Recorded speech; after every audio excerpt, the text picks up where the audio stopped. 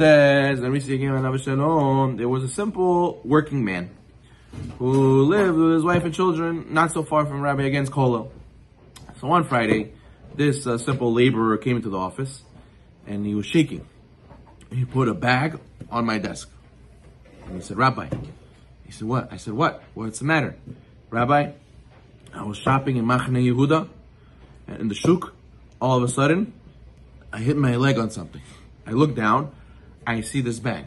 I picked it up, I opened it. You know what was inside?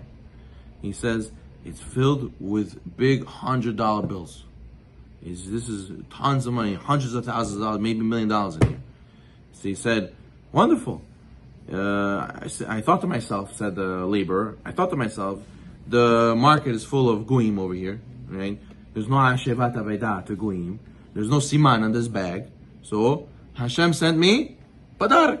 He sent me free money, right? So then I brought it home and my wife was very happy. But I told her, my wife, whoever lost the money, what is he doing right now? He's crying. He's probably crying. How can we go and take this money that somebody else is crying? How? So Rabbi, I'm giving it to you, this money.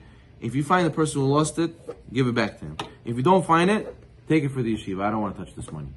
So then he said, ridiculous. The rabbi said, ridiculous. What are you talking about? Take the money. Use it as well. If a person who lost it comes, asks for his money, we'll return it to him little by little. So then the guy said, no, absolutely not. He says, I will not drink somebody else's tears. No, I will not. I don't want it. So therefore what? He made an effort, So I took a small paper, says there again, and he wrote, found a sum of money, put the Kohl's number, and put it in Zichar Moshe. Zichar Moshe is a shtiblach, it's a place where minyanim, non-stop, all the people pass by there, right? And what? As soon as he returned to the Kohl after he did that, says there again, the phone rang.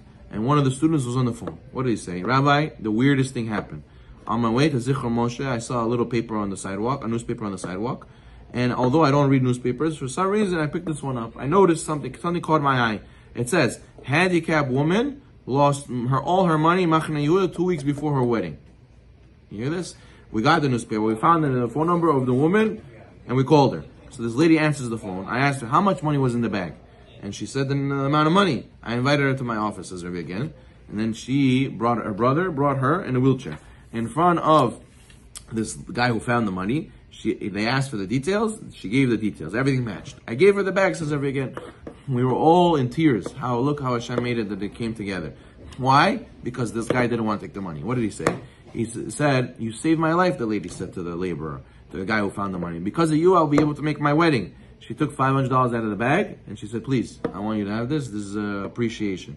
So the guy with the laborer, the guy who found the money, he says, no, I vow, make neder, I don't want 1 penny from you. I shall sell my mitzvah for $500. Not worth it. I want my olam haba. So he didn't take the money. Then she said, Mika amcha Yisrael. Look at the Jewish people. Look how the Jewish people are. You give them money, and they said, no, I want olam haba. And what? This guy, for sure, is in a very, very special place in olam haba. So therefore, you see, the Gemara says that there's a lot of people like this, tzaddikim in the world. The Gemara says every day Hashem proclaims in Gan Eden for all the tzaddikim to hear about 3 kinds of people. Hashem makes announcements about 3 kinds of people. Who are those people? The Gemara says, what does he say? He says the angels should know who these tzaddikim are, and the angels should watch over them. And what? And one of the 3 people is a poor person who brings back a lost object to the owner. Because he could have thought, maybe I should keep it for myself. I'm poor. I'm needy. I come first. No? Still, he says, no, it's not the right thing to do. I should give it back. Another one is a bachur who lives in the ear, and he's about to sin, but he doesn't sin. Meaning, bachur is a young guy. In the city, there's a lot of people. There's a lot of opportunities, and he doesn't sin. So therefore, what? Hashem announces about him also in Shamayim, that the angels should protect such a guy. And the third guy is the rich man who gives his maaser secretly. He gives the gifts, tithes his fruit secretly. Such a person is such a tzaddik, he could hide it, and he could say, yeah, I give my maaser, nobody will know. And or he could be public about it. Say, look how much to that guy I gave get kavod. He chooses to do it secretly, right? And he does it on the side. Hashem also proclaims about him. But what's the people who have common denominator? What do these 3 groups have all together? They have a natural urge and they overcome it. They're very, very big test, and they overcame this big test. The guy who was poor had a test. The guy who was bahur, young, he had opportunity to sin, he had a test. The guy who was rich had a test. All of them passed. Hashem says, angels, you should protect him. You should go out of their way to go. These guys overcame. their nature, I will overcome nature for them. So how do we do this? The person has to remember always. It says that the Paro's daughter, she saw the basket floating in the water. It says, Veishlach et amata. She sent her arm, and what? All of a sudden, miraculously, her arm became longer.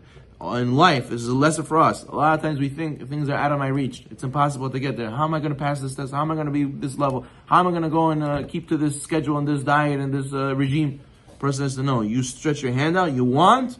Hashem will do the rest. Hashem will give you siyata d'shmaya. And what? They'll announce in Shamayim, even angels will be sent to help you do the mitzvah. Baruch Adonai.